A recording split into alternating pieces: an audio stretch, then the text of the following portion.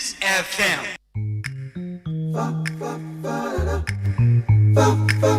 So penny day, sampani a futu sam. Already you non cosuna, Peace FM. So penny.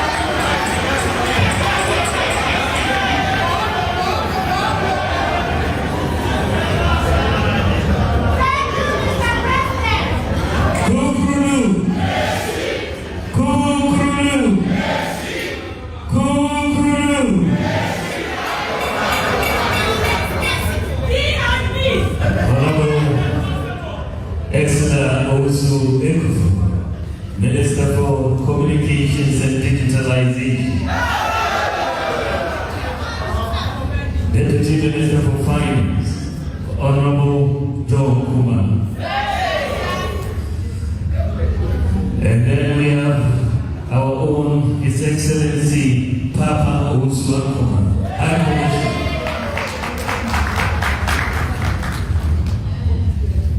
His Excellency, former Ambassador to India, and also current CEO of the Free Zones Authority, Honorable Michael Quay Jr.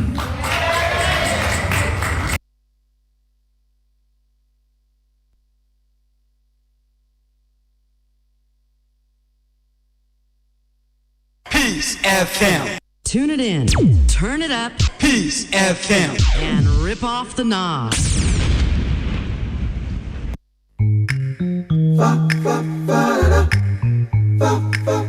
So penny day, sampani a futu sam. Already you non cosuna, Peace FM. So penny day, sampani a futu sam. Of the Council of Four Elders, Nanabidu actually achieved the course in the text. Our indefatigable women's organizer for the UK Dashing who is here with your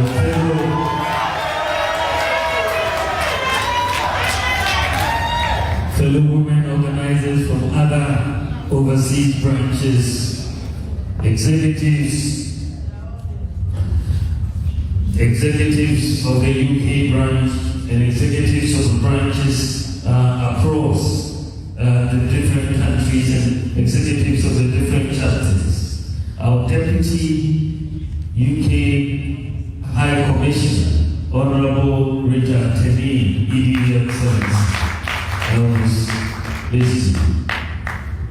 Party executives from various branches and chapters, as I said, fellow crocodiles, distinguished ladies and gentlemen, I would like to thank the MPP UK, particularly the women's wing, led by the hardworking and energetic women's organizer, Patricia for organizing this conference and for inviting me to be the guest of honor and the keynote speaker. As you are aware, I have been in the UK for the past few days to attend, on one hand, the third Ghana Investments Opportunity Summit, jointly organized by the Ghana Investments Promotion Center and the Ghana High Commission in the UK, on the one hand, and as co-chair of the 8th UK-Ghana Business Council meeting. These are important meetings that have produced significant deliverables in the past.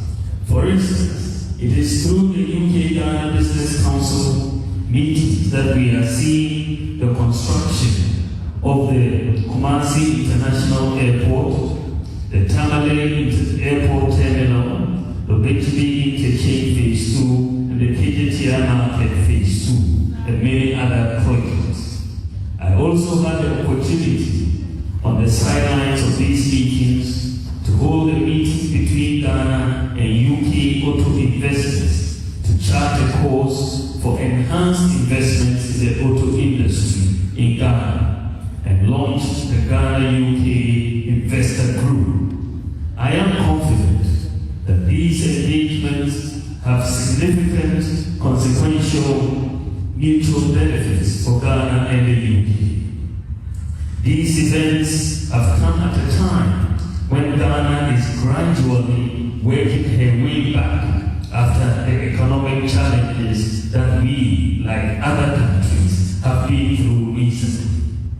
Fellow patriots, as we gather like this in our colorful white and red and blue dresses and paraphernalia, one thing occupies our mind: how to position the party in a manner that engenders hope, trust, and confidence, both in ourselves and the larger Ghanaian community.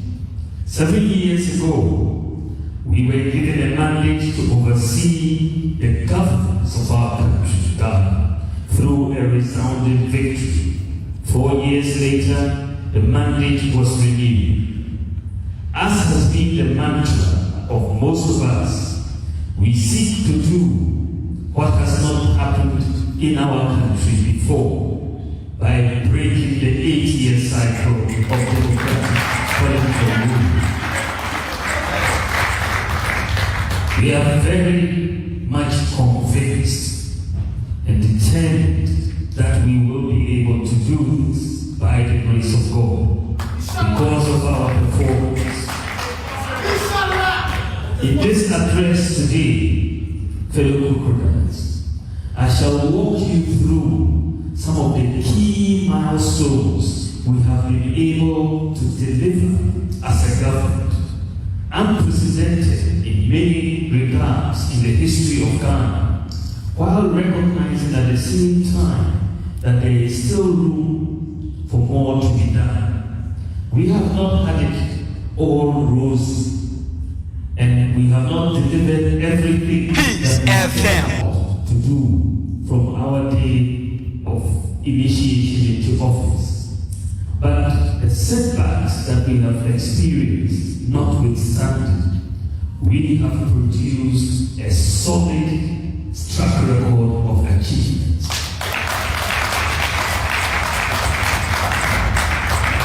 As those of you in the UK, Europe, Canada, and so on are keenly aware, in the last couple of years, the whole world has been hit mainly by two major external forces, and Ghana has been no exception.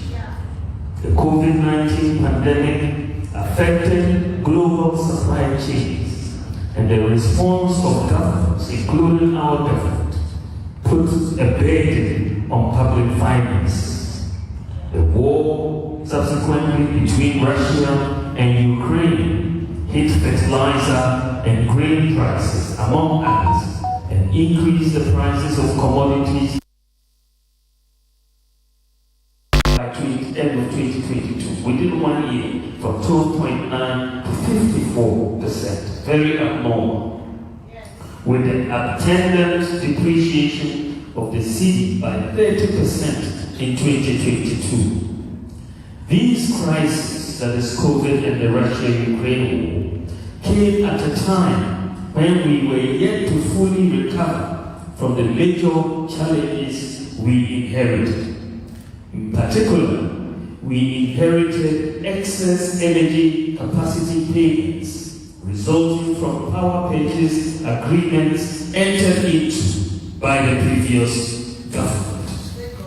I said last year, and the World Bank has also recently pointed out the reckless nature and the catastrophic implications of these contracts. Under the power purchase agreements that the previous government entered into, we have been required to pay some $1 billion annually for power we did not consume. $1 billion every year for power we did not consume over the last 6 years. That is a bill of $6 billion for power we did not consume. The combined effects of these phenomena blighted an economy that grew at an average of 7% between 2017 and 2019. Our debt therefore became unsustainable, and the government had to undertake a domestic debt restructuring program and seek also IMF support to stabilize our economy.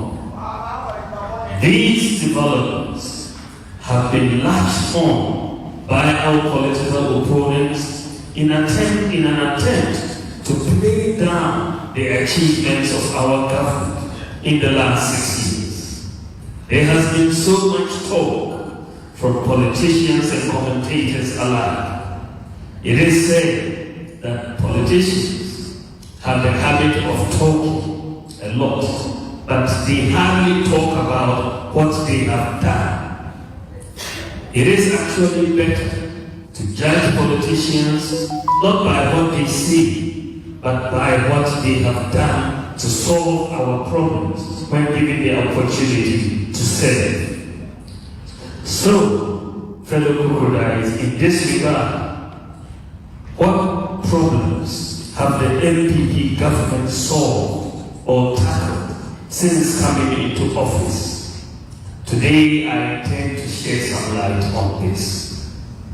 Before this, however, let us remind ourselves about the state of the economy we inherited in 2017. Unemployment was very high. We had done so for 4 years. A virtually collapsed national health insurance system. A nearly collapsed national ambulance system. There was a freeze on public sector employment. An almost collapsed banking sector. There was massive annual increases in utility prices, high depreciation of the currency, poor road infrastructure, persistent negative trade balance over 3 decades, massive low agricultural growth, low industry growth, cancellation of teacher training allowances, cancellation of nurses training allowances. There was a 3-month pay policy for teachers who worked 3 years and were paid only 3 months. Many children unable to attend senior high school because of the financial burden. The bureaucracy and corruption in the delivery of public services at the ports, DVLA, passport offices, GRE, and so on. There was limited financial inclusion. We had no functioning address system, no unique national identity system. We're saddled with $1 billion per year in excess capacity payments as a result of PPAs, major revenue leakages at the electricity company of Ghana, no development vehicle for the Zongo community's income, the difficulty in obtaining tax.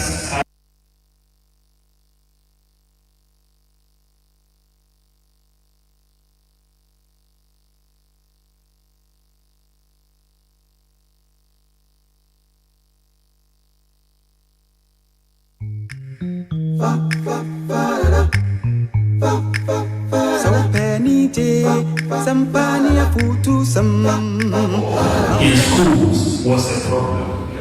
This is the background against which we came into office in 2017.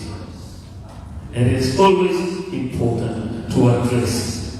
So when we look at the data and the evidence, how have we tackled many of these problems and new ones since we came into office? When you look at our economic growth, you will see that between 2013 and 2016, under the NDC, the average economic growth was 3.9%. When we came in between 2017 and 2019, that is before COVID and Ukraine, the average growth was 7%. And then COVID came, and of course, we had a major decline in growth, as you know, from 2020, 2021. But even with COVID and Ukraine, between 2017 and 2022, the average growth in Ghana, GDP growth, is 4.9%. Even with 2013 to 2016, the average growth without COVID, without Russia and Ukraine, was 3.9%.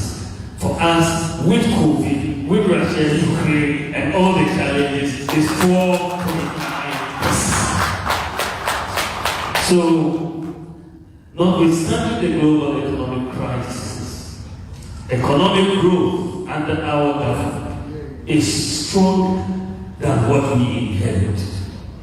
Then we had a problem of declining agricultural production. Then you look at the data.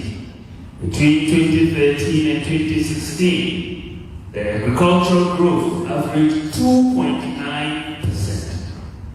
You look at with COVID, with Russia, Ukraine, and all the challenges between 2017 and 2022, our agricultural growth is 6% on average.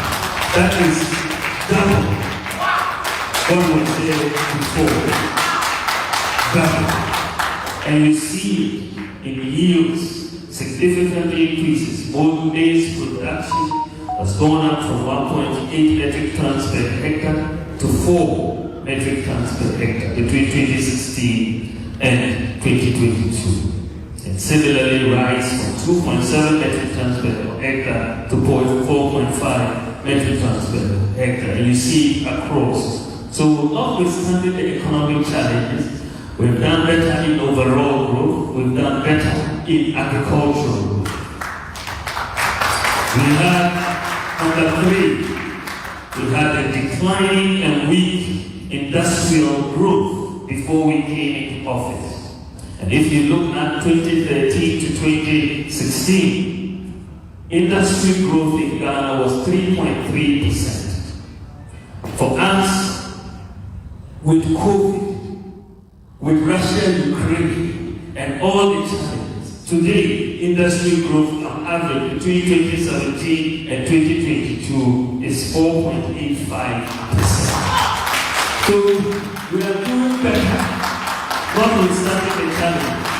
Of course, if you took away Russia, Ukraine, and all of that, we're doing much better before. So again, we are doing much better in this area. We've done new things. We never had a foundry and machine tooling center in Ghana. We have since established and operationalized the first ever foundry and machine tooling center at the Ghana Atomic Energy Commission facility. You need this for industrialization. You look at number 5, bank lending rates. When we came to office, the average bank lending rate between 2013 and 2016 was 28%. High bank lending rate. With COVID, with all the economic challenges we have, the average bank lending rate between 2017 and 2022 is 24%, lower than what we inherited. Then you have the trade balance, the difference between our exports and our imports. We had a negative trade balance for almost 30 years in Ghana. But since we came into office, we've had a positive trade balance for 6 years in a row, consecutive years. 30 years of negative trade balance and 6 years of positive trade balance. And this is the first time this has happened in 30 years. Even when you look at the massive exchange rate depreciation that has taken place, you look at the span whether the ANC was in office between 2008 and 2016, the cedi depreciated by 72%, and it did not face the crisis that we face globally. And when you look at the depreciation of the cedi, including the crisis, that we saw last year, under the NDC, it was 72%. For us, it is 62%. That's fine. And the city is safe. So notwithstanding all these challenges, the depreciation of the city is currently lower than what we inherited when we came into office. When we brought a new policy, number 8, we brought a new policy. We said that the reserves of the country needed to be increased by the purchase of more gold by the Bank of Ghana. We had a gold purchase policy that we brought in because gold in our reserves was very small. And we began, the Bank of Ghana has implemented a gold purchase program, and this is on the increase. And Ghana's foreign exchange reserves, the Bank of Ghana has increased its gold reserves by 75% since 2021, once we began this policy. From independence to 2021, our gold was 8 tons. 8, single 8. One of the world's largest producers of gold. But since we began this program, we have increased from 8 tons, which we accumulated over 65 years. 8 tons. But in the last year, we have increased it from 8 tons to 14 tons. That is a major increase. Number 9, we faced a constant pressure last year in soil, and we have been facing this pressure over the years on our dollar reserves to finance imports. So what did we do? We implemented a gold for oil policy to buy gold using cedis and pay for oil imports using gold or the proceeds from gold. The policy has introduced more competition, and we have abolished, therefore, the use of foreign exchange rates in fuel prices. And this has resulted in a reduced fuel prices and transport fares and reduced the demand for foreign exchange and has enhanced foreign exchange stability, exchange rate stability. Number 10, we had no industrial policy to encourage the setting up of factories. And we therefore, as a government, implemented a one district, one factory initiative. And since its inception, We have set up and operationalized 143 companies. This is through the private sector, and they are under operation. And 126 are at different stages of completion. 11. We have no domestic automotive sector for vehicle assembly or manufacturing. And what did we do about that? The new automotive sector development policy has resulted in VW, Sinotruk, Kaptanka Group, Toyota, Peugeot, Nissan, Kia, Hyundai. They are all producing in Ghana today. And one interesting piece of news is that a Ghanaian company is also in the pipeline as a course to build an assembly plant for electric vehicles next year. That will be the first in West Africa. That will be the first in West Africa. 12. We have limited processing of cocoa in Ghana, and we made it a point to increase the processing of cocoa. And I'm happy to say that we have increased the amount of cocoa that is processed from 20%, which we inherited, to 40% today. Then we realized also that one of the issues that we had to deal with was that Ghana was not maximizing its tourism potential. And what did we do? We implemented the flagship policies of the Year of Return, Beyond the Return, and the December Music Festivals that has made Ghana a global destination for Black diaspora and other tourists in Ghana. And therefore you are seeing increased tourism because of what we have done.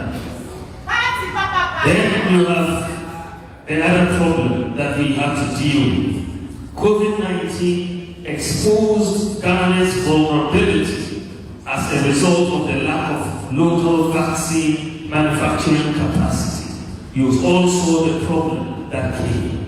And what did we do? What have we done about that? A National Vaccine Institute has been commissioned, and a vaccine manufacturing plant is being established to manufacture 600 million doses of vaccines annually for COVID-19, malaria, tuberculosis, and other vaccines, and production will begin next year. In addition to this vaccine manufacturing plant, Ghana will also start the production of anti-snake venom serum later this year, September this year. And I guess for good measure, Ghana is the first country, was the first country in the world to approve the new R21 malaria vaccine for children between the ages of 5 months and 36. We're the first country in the world to approve it. Then when we look, as far as the economy is concerned, whatever you do must impact on jobs. How many jobs have you created? All of what has happened. How many jobs do we need? Because unemployment was a big problem. I'm happy to see that the data, and I mean hard data, shows that in the last 6 years, we have created 2.1 million jobs. 2.1 million jobs.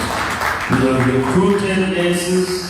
Even under COVID, we had to do special 54,000 nurses recruitment. Recruited doctors and other healthcare workers, teachers, police officers, and many in the public sector. The public sector alone, in the last 6 years, we recruited 1.2 million people. Public sector. The SNIT data shows that the private sector, we recruited 975,000. The two makes 2.1 million. The records, ladies and gentlemen, that are available show that notwithstanding the challenges, our government has created more jobs than any other government since the war of power. There's no other government that has created as many jobs as we have done. And if they believe they have, they should show us the data. Then, so I've just talked about the macro economy. I now move to digitalization.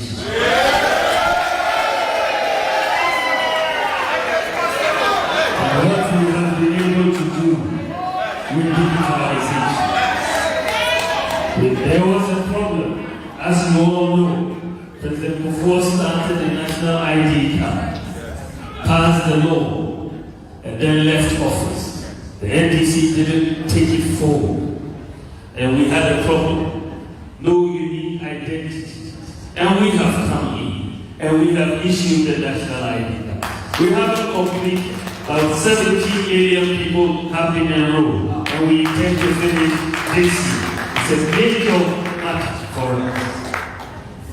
Access to student loans, number 17, were limited for many students because of the inability to obtain guarantors to sign for the student loans.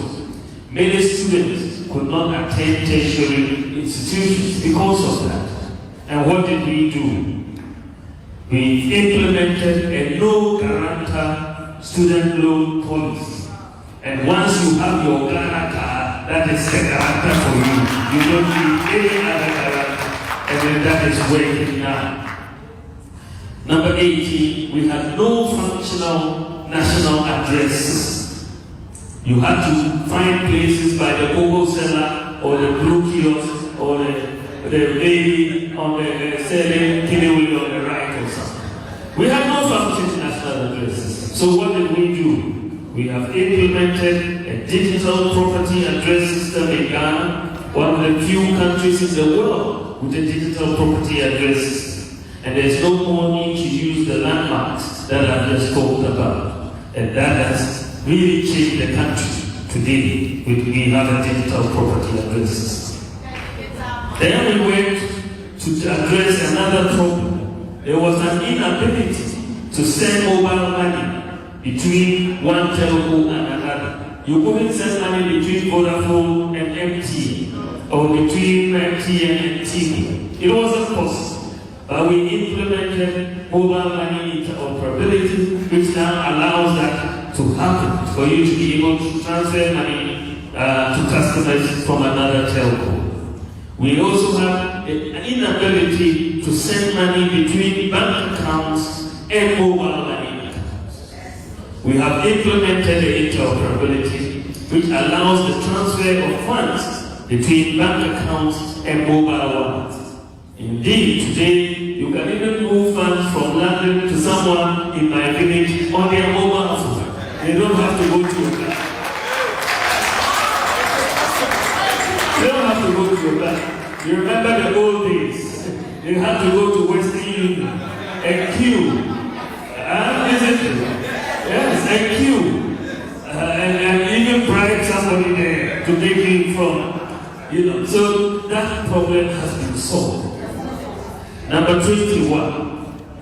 Majority of adults did not have a bank account. And many people face difficulties in opening a bank account because of literacy, looking for referees, and so on. But as a result of mobile money interoperability, the vast majority of adult Ghanaians now practically have a bank account. To open a bank account today, because why do I say practically? Because the mobile money account is as good as a bank account. You can even earn interest on your mobile money account. You can move money from your mobile money account to your bank account and vice versa. So it works just like the bank account. And to open a bank account today, all you need is a Ghana card and a mobile phone. You don't really need to go and fill forms anymore. You just get a USSD code for the bank, dial that code, they'll ask for your Ghana card number, you put it in, end of story, your bank account is open for you, and you're off you go. So today, if you are you don't have a bank account, it's because you don't want one. But we have put in the vehicle for everybody to have a bank account. And that has made Ghana the #1 country in Africa as far as financial access to financial inclusion is concerned. We are #1 in the whole of Africa. And what we have done with mobile money interoperability, we're the first in Africa to do so, and I'm yet to find another country that has been able to do so. We implemented to reduce cash dominance in the economy. We also implemented Africa's first universal QR code payment system. And this is very interesting because the banks, the telcos, and the fintechs are all on the same platform. And so you can have a QR code payment system, pay with a QR code. You don't need a point of sale device to do the transaction. Just a QR code and the money will go directly into the seller's account. And that system is operational in Ghana. We also had number 23, a difficulty people had in renewing their national health insurance cards. Many people will go and sleep outside the NHI offices just to renew the national health insurance card. There were long queues and so on. Today, we have made it very easy because of digitalization for people to sit in the comfort of their home and renew their national health insurance card within a few minutes and pay for it online. People also have difficulty and inconvenience in enrolling onto the national health insurance. Again, we've had the introduction of the My NHIS app, and so you can sit at home and enroll onto national health insurance, pay for it, and then you move on. You don't have to go and do that. So you have a lot of convenience. Today, people had problems, even charging their electricity, buying electricity credit. And if you are unlucky and your credit finishes at night, in the middle of the night, you won't know how to go. You have to wait till ECG office opens before you go and queue and get it. And we said, no, you don't need to do this. You can digitalize the process. And so today, if your electricity goes off, you can charge everything on your mobile phone and you put it there.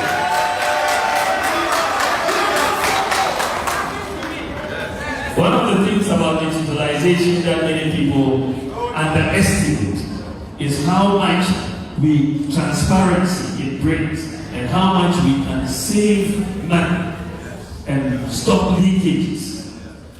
Thanks to a lot of work by the MD and the board of ECG, we collaborated with them from my office. We sent in a team to look at their collections and what has happened. We have seen a major plugging of leakages at ECG because there was theft taking place there. And I don't mean small theft, I mean gargantuan theft that was taking place over there. Before we sent in the team, listen to this because I don't think anybody is aware of this statistic. Before we sent in the team, and why did I pick on ECG to push? Because when I look at the data, their monthly taking for almost 4 years was almost constant. Nothing was changing, even though more people were coming on the system. They were virtually constant. I said there must be something wrong. So let's look at the team. Anyway, the team went to cut a long story short and digitalize the process with a lot of problems. We even had to get national security to go in to push the process to make sure it happened. But we have been able to move ECG monthly collections from 450 million cedis to over 1 billion cedis. And we are talking about just one entity from 450 million to over 1 billion. One entity. And so when we talk about digitalization, some people don't understand how it relates to the economy. But they will we'll give them time to them. We'll give them time to them. Then you have a problem we inherited, number 27. We had a lot of bureaucracy and corruption in just obtaining a passport. We've introduced an online passport application process, and it's helping many people and making it easier to obtain a passport. What is interesting is that in the passport office, because we've digitized the process, they've seen a major increase in revenue. Before digitalization, they were getting 1 million cedis a year. Since digitalization, it's 56 million cedis a year. That's one place. 56 million cedis a year. Then we went and we had major problems at the port, as you remember. Major problems clearing goods at the port. And we digitalized the process of clearing goods at the port, and we've introduced efficiency. We had the same problem of people applying for scholarships. They had to come from their villages to Accra. And today, we have digitalized the process. You can apply online and be interviewed in your district and be given your scholarship. We had a problem of fake insurance certificates. Fake insurance certificates, making it difficult in checking the validity of insurance. So we introduced the motor insurance database. And with the motor insurance database, any police officer or any person in the public, you dial a USSD code, put in the vehicle number, and it will tell you whether the vehicle is insured or not. So you cannot have fake insurance certificates in Ghana now. That one is gone. So before you call a vehicle, you can even put in the USSD code to make sure the vehicle is insured before you enter that vehicle. Then we have the bureaucracy and the difficulty in obtaining a driver's license. Now we have digitalized the process and the operations of the DVLA, and today citizens have a much more convenient and easy process in acquiring their driver's licenses. I know for those of you who have gone to Ghana with UK driver's licenses, you can easily obtain a Ghana driver's license. The experience is first class. I tell you, the experience is better than what you get in the UK. It's much better. And you will see that there's been a major increase in revenue also at the TVLA. Before digitalization, they were earning on average of 71 million a year, and it has increased to 168 million a year from 71 million. And so you are seeing that. Now, another problem we have addressed, the difficulty in finding pharmacies which stock prescribed medications, the prices of those medications, and avoiding fake drugs. For the first time in our history, Ghana has implemented the first national-scale e-pharmacy platform in Africa. All the major pharmacies in Ghana are part of this e-pharmacy platform. We've done a pilot and it is over, and so from now on we are moving full scale as far as implementation is concerned. But when you get your prescription, you can upload it on the platform, and it will tell you within a 10-kilometer radius which pharmacies have the medicine. And then it will tell you what the prices of those medicines are. You can order the medicine, they can deliver it at home for you, and you don't have to go to the pharmacy. We are the first country in Africa to have this national scale e-pharmacy platform. In our senior high schools, as we try to move into the digital age, we had a problem. No Wi-Fi access in our senior high school. So we are provided for almost 700 senior high schools free Wi-Fi in Ghana for the senior high school students to do that. And not only the senior high schools, we've done it for the 46 colleges of education, the 200 district education offices, and also 13 public universities, so that they will have. And thanks to Ursula, we have had cyber labs that have been introduced in 702 public schools and 81 communities between 2017 and 2022. Cyber labs that allows our kids and everybody to get access to ICT tools for work. And this is another major thing because there was a lack of cyber labs in our public schools.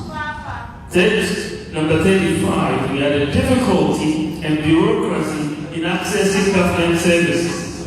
So we have developed a one-stop shop for government services, which is the Ghana.gov platform. The process of onboarding all government entities is ongoing. So far, we have onboarded 1,018 government entities on this platform. And it's so easy, therefore, if you are looking for anything from government, you get onto Ghana.gov. If it's GRA, you click. If it's passport, you click and do your transactions online, and you don't have to get any human intervention. When we came into office, only 4% of the adult population had a tax identification number. Only 4%. We said, well, since we've done the Ghana card, let's convert the Ghana card into the tax identification number. We've done that. And so the number of adults in Ghana now with the tax identification number has gone up from 4% to 85% of the population. We solved that problem. There was a difficulty in collection of property taxes, and we have now introduced a unified common property tax platform with a database. Because of the digital addresses, we now have a property address platform. Almost 8 million properties are on the platform. And now we are going to use this as the basis to collect property taxes. It was never the case, but now we are able to do a property tax system. And it's a beautiful system, quite frankly, that we have done. We have the problem of fake birth certificates and the bureaucracy and corruption at the birth and death registry. So what we have done is to digitalize the processes at the birth and death and link their systems with the Ghana Health Service and the NIA for the Ghana card number to be issued. From next month, by the grace of God, next month, because I'm happy to announce, and I've not yet announced this in Ghana, that the integration of the database of the NIA, the Ghana Health Service, and the birth and death registry is complete. So from next month, when a child is born in Ghana, we will issue the Ghana card.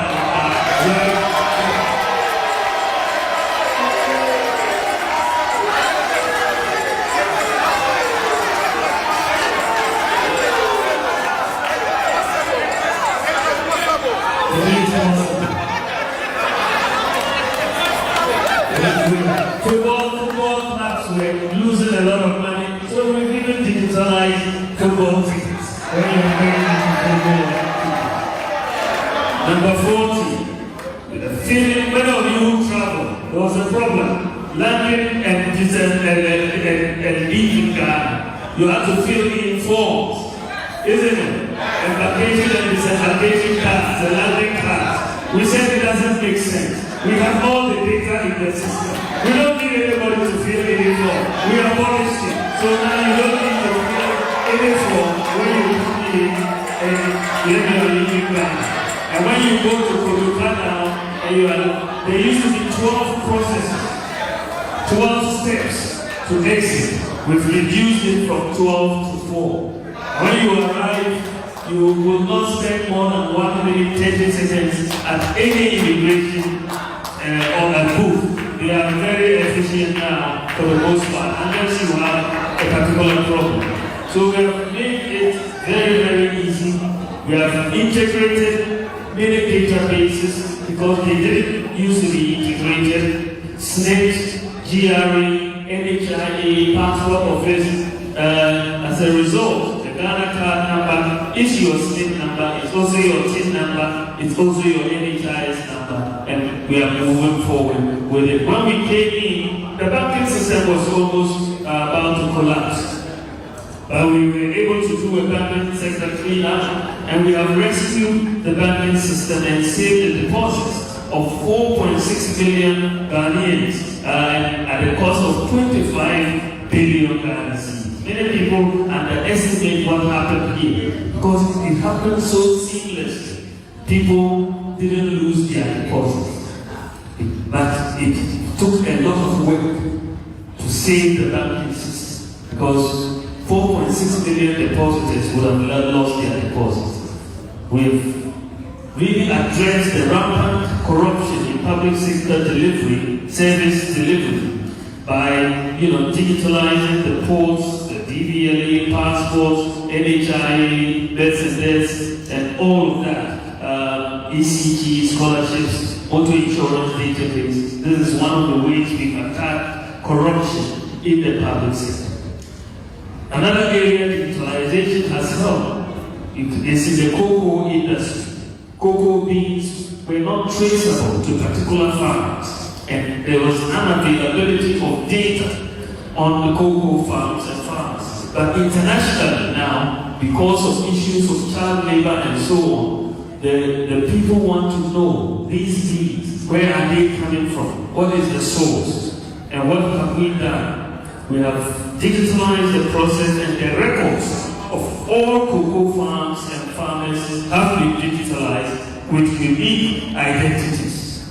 This means that cocoa beans can be traced to specific farms in Ghana, and Ghana is the first cocoa exporting country to be able to do this in the world. The first cocoa digitalized. So you take our beans and you can tell that this is the farm that this beans is coming from, and that is very unique. I congratulate the Cocoa Board for what they've been able to do. Then we had a problem of hospitals and clinics not being digitalized, and the network of manual, and we have manual folders being used across departments and hospitals. We are digitalizing and networking all hospitals, and this is underway. Currently, we have completed the digitalization of 147 hospitals, and which includes all the teaching hospitals and all the regional hospitals. So it means that if you move a patient from Tamale to Kolebu, you no longer need to take a phone. All the data will be accessed at Kolebu. The same from any region to any of these 147 hospitals. There is no need for folder. So the doctors can give you better treatment. They cannot say your folder is missing anymore. Right? It's all there. We expect to hit almost 2,000 hospitals by the end of next year, as far as the digitalization is concerned.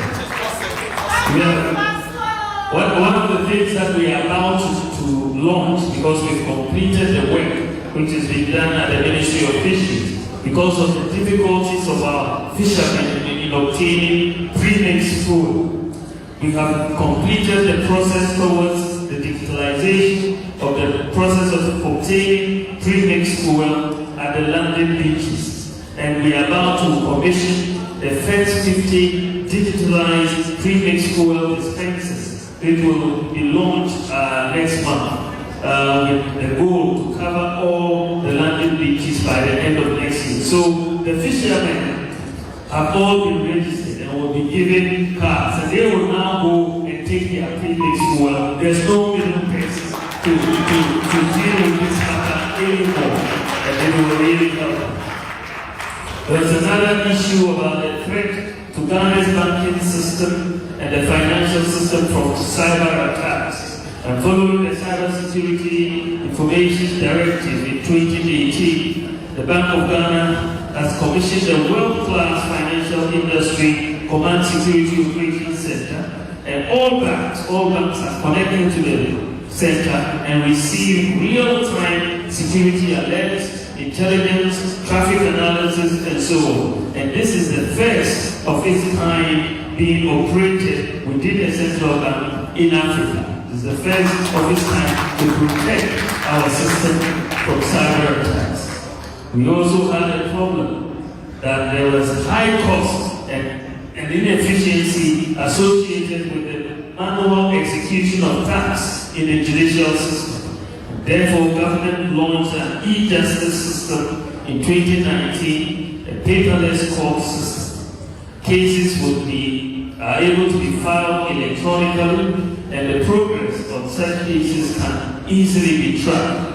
The platform automatically is designed to assign cases to courts and judges and move away from the manual assignments. Then we have the inadequate vehicle to track progress of government projects. I'm happy to state the government has completed work on an enhanced delivery tracker, digital delivery tracker, which has recently been updated and improved, that allows us to track the progress of any government project that is ongoing across the ministry, departments, and agencies. And this I will launch this next month, and it will be really the first of its kind in our country. So let me leave digitalization for now and move on to roads, infrastructure, airports. Yes. When you look at infrastructure, in the road sector, of course, because we inherited a lot of poor roads, what is clear, the data is very clear, is that we have constructed more roads than any other government in the fourth republic. We have constructed the Kumasi Airport, it's 98% complete. Tamale Airport is also constructed, and the Sunyani Airport has also been rehabilitated. We've constructed more interchanges than any other government in the fourth republic, and constructed more railway than any other government in the fourth republic. And when you come to rural telephone, between 20 getting the rural sites coming in, and this is another brilliant work that has been done by the Ministry of Communications and Digitalization. For rural areas, between 2009 and 2016, 8 years, they had only 78 sites that were installed. Under our government, so far, between 2017 and 2022, 1,008 sites have been installed. A lot in progress at the moment as well. There's more being done. So 78 versus 1,008. That is a huge difference in terms of access of the poor to cell phones and rural telephone. Then we had the issue of classrooms in the infrastructure space. That data is clear that we've constructed more classrooms at the basic, STEM, and secondary school level than any other government in the fourth republic. Total classrooms, 5,411 that we have put in place since we came in. You look at the senior high school, we've completed 747 structures, including 31 E-blocks. And we are building STEM schools for the first time in our history, and 6 of them are operational at Abomo Super Senior, our Super Girls, Accra Senior High School, and so on. Then you come to public libraries. Between independence and when we came into office, Ghana had only 61 public libraries. 61. But since we came into office, we've increased the number of public libraries from 61 to 160. Public libraries. There's an increase of 80% in 60. And this is very remarkable.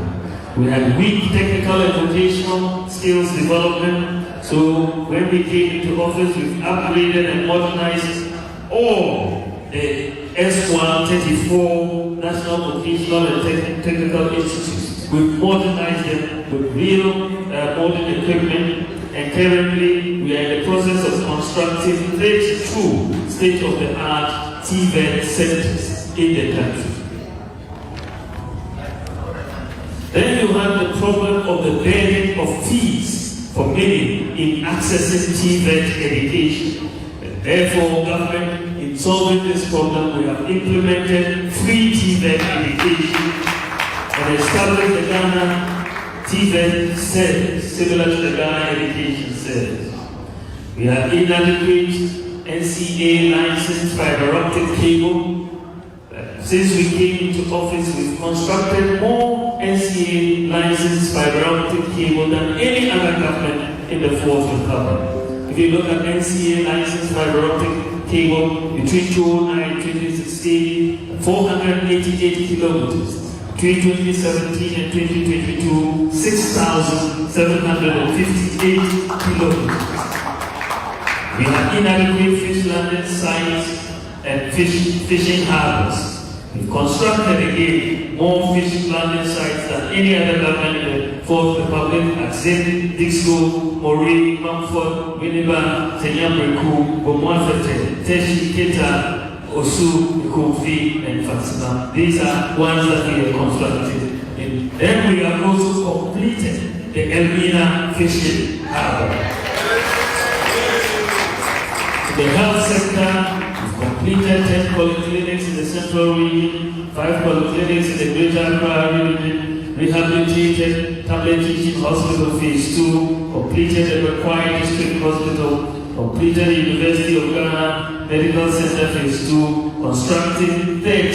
we've constructed 13 district hospitals and 6 drone delivery centers. And we have an ongoing construction of many hospitals under Agenda 111, comprising 101 district hospitals, 3 psychiatric hospitals, and 7 regional hospitals. This is the largest health infrastructure that we have put in place since independence. In the energy sector, we've constructed several transmission lines, substations, bulk supply points. And we've brought 2,331 communities have been connected to the grid. And what is also good, and many of you maybe have not heard, that Ghana has also started the exploration for oil in the Volcanic Basin, in Northern region and in Savannah region, following very promising seismic data that we have seen. So we are likely going to hit oil in these volcanic basins. And after so long, we started the exploration, and that is going to be very well. In terms of sports facilities, astroturfs, for example, we have constructed the largest number of astroturfs in our district. At the end of 2016, there were not even up to 3 astroturfs in Ghana. Today, we have over 80 and counting. There was no vehicle for development of the Zongos in inner cities, and under the Zongo Development Fund, we established it, and we have over 400 infrastructure projects that have been completed since we came into office under the Zongo Development Fund. With the vehicles and equipment were problems in the security services, and we have provided more equipment, vehicles, ammunition, and so on to the security service than any other government in the Fourth Republic. The data is clear. There were inadequate courts and accommodation for our judiciary, and we are constructing 120 courts and 150 bungalows for the judiciary. This is the largest such in the Fourth Republic, and we have completed 80 out of the 120 courts that we are doing.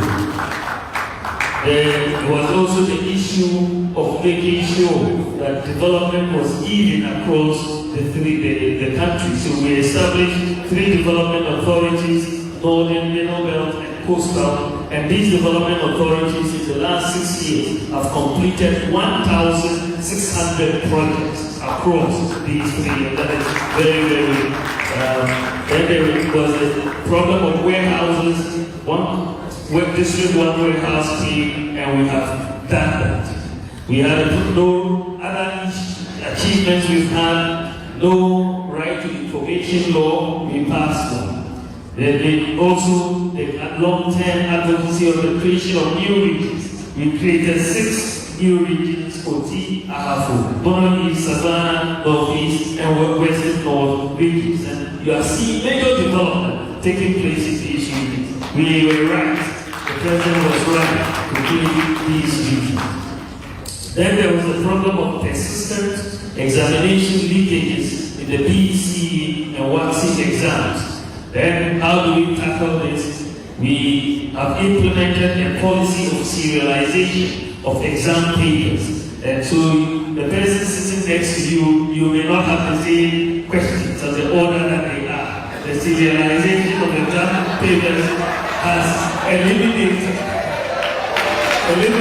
leakages for BEC exam, and the same will be done for the WACC exam. So if they give you a ball, it will be a trophy. you will not get anything from it.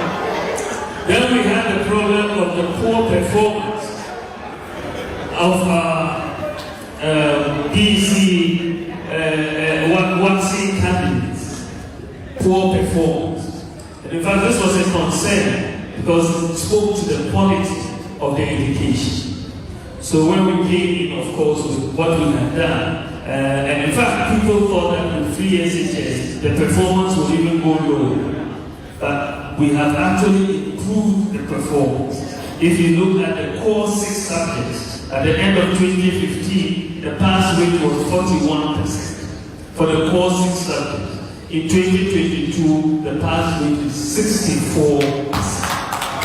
From 41% to 64%. So we have really done a whole lot as far as the improvement in the education is concerned. And this is not only at the WACC level. If you look at the low national proficiency in English language for basic students, when we came into office, the national proficiency score for the English language, right, for basic students was 2%.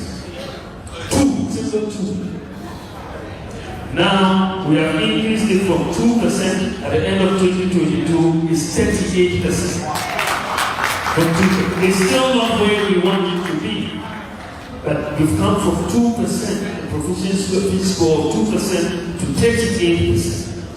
Then I want to talk about things that we have done as a government to alleviate the suffering of Ghanaians. But when we were coming into office, we talked a lot, and we know that historically our people have been suffering, and we wanted to implement policies to reduce suffering. So what have we done? If you look at when we came into office, we kept having, before we came, the increases in electricity tariffs were very, very high. Between 2008 and 2016, the average increase in electricity tariff was 41.3%. Right? Since we have come over the last 6 years, we have seen the lowest increase for any 6-year period over the last 30 years. During COVID, and if you exclude the free electricity that we gave during COVID for lifeline users and 50% reduction, then the 43% ours will be 9.2%. We've increased in the last 6 years utility by an average of 9.2% annual compared to the 41.3%. But that excludes the free electricity for 1 year for lifeline and the 50% reduction. That excludes that. So we have reduced the burden on people as far as the suffering of this is concerned. Many WACC students could not pay their examination fees. The parents and registration fees for BEC and WACC have been abolished, and government absorbed that, and that is that.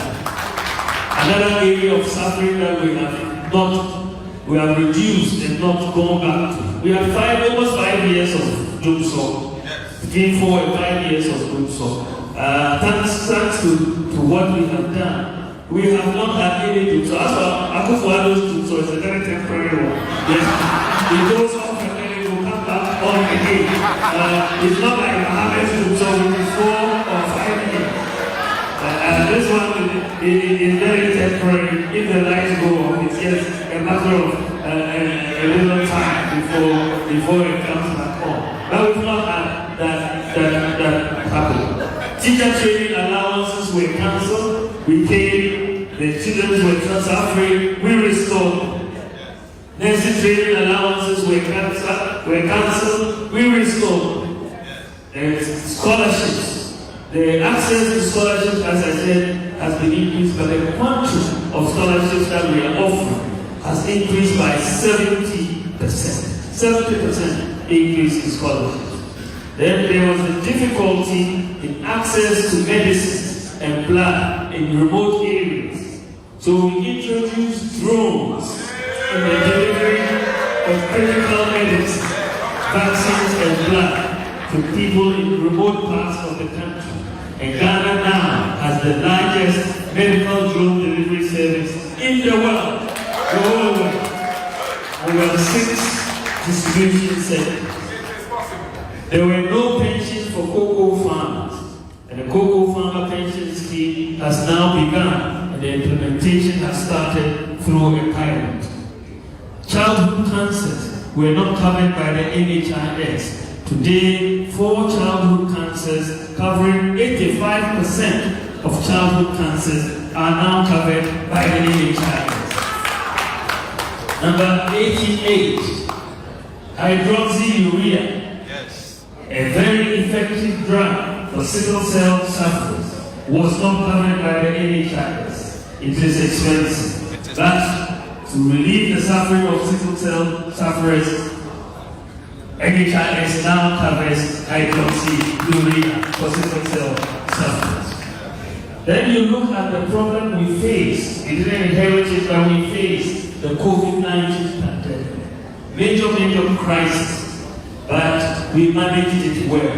And Ghana has been acknowledged internationally as one of the best countries in the world in the management of COVID-19. Many lives and livelihoods were protected by Aboyede Acosta, who is a member of the COVID task force, installing his head. We also had a problem of delays in the receipt of state pension once you retire. It could take many months to get a state pension. But thanks to the work of Smith and the John Ofori Co., state pension can now be received within 10 days maximum of application. 10 days, the process is digitalized, you will get your state pension 10 days after application. And it's very simple. Now, you have the limited availability of leave. We've increased access to leave by 53%. The inadequacy of the capitation grant, we've doubled the capitation grant. The burden of utility bills, payment for tertiary institutions, for tertiary students. Government abolished the utility bills for tertiary institutions. The large average, I've talked about it, is the two-year rent advance demanded by landlords, denying access to rental accommodation to many. We have tackled this problem, introduced the National Rental Assistance Scheme to provide loans to renters. And this is now it's working, and it's very effective. The teachers were being paid 3 months arrears for 2 to 3 years of work. Government has abolished the 3-month arrears policy for teachers and is paying them regularly as we speak. Even the KIA had problems with market tools. We abolished the market tools for KIA. The standard peacekeeping allowances for soldiers we increased from 30 Ghana cedis to $30 to $35 for the soldiers. The share of the District Assembly Common Fund for persons with disabilities was stuck at 2%, and we have increased it by 50% for persons with disabilities. We had a problem of many communities practicing open defecation. The massive investment we've made in water and sanitation facilities in many rural and deprived communities by the government has resulted in over 5,400 communities being declared open defecation free. In fact, mortality per 1,000 live births has come down from 37.9 in 2016 to 32.6 in 2021. And under 5 mortality per 1,000 live births has also come down from 53 to 44 in 53 in 2016 to 44 in 2021. You also have the situation where we have a large number of students who were unable to access senior high school education because of the burden and no gender parity. Government has implemented free SHs, and that, as a result, the number of students has increased from 800,000 to 1.4 million. And this is a 75% increase in enrollment. But what is even more pleasing about the increase is that before there were more boys than girls in the senior high school, but now we have parity. There are now the same number of boys and girls in the senior high school. And I tell you that even finding mates for the middle class in Accra is very difficult to do. The parents of the girls have come and taken them back, and they are back in school. Even when they go to university and finish, they too will not find mates because NPP has introduced free senior high school education. Ladies and gentlemen, when you look at this tall list of over 100 things that we have done and achieved, one cannot but admit that they are monumental. Therefore, let nobody tell you that we don't have a message for 2024. Let nobody tell me that we don't have a message for 2024. I must hasten to add that this does not mean that we have done everything we intended to do or ought to have done. There is clearly a lot more to do, and we will work hard to do more. As Vice President, I have had the honor and privilege, thanks to the President, His Excellency Nana Addo Dankwa, to be given the opportunity to initiate or oversee the implementation of many of these problem-solving policy initiatives I have just mentioned. So I've had the privilege to work on the Ghana card, the use of the Ghana card as a tax identification number, a SNID number, a health insurance, digital property addresses, mobile money interoperability, paperless forms, Ghana.gov, no guarantor student loans, universal QR code payment system, registration or for a renewal of any child's membership on the phone, one constituency, one ambulance, Agenda 111, digitalization of ECG operations, digitalized passport operations, e-pharmacy, Sino-Hydro-Barter agreement, zipline drones, digitalization of the scholarship secretariat, unified digital common property tax platform, online filing and payment tax, digitalization of the pension rules, digitalization of the criminal provision of hydroxy, unique for civil service.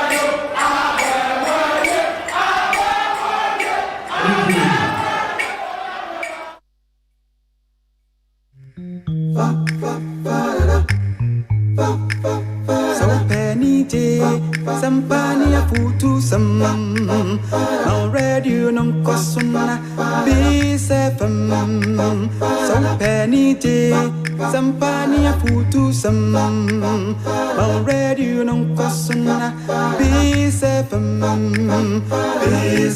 station papa BSFM bonyum mawati asia and sambango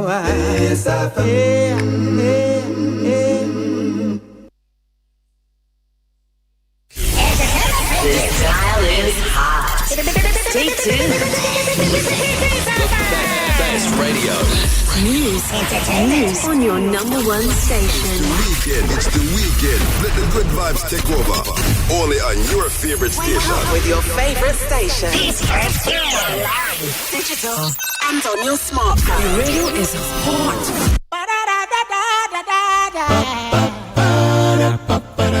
Watching the jump on the other fucking Entertainment review. and then Mr. Button some Entertainment review. Entertainment review. Question in a bum for Tennessee. Entertainment review. Ghana for my man of France,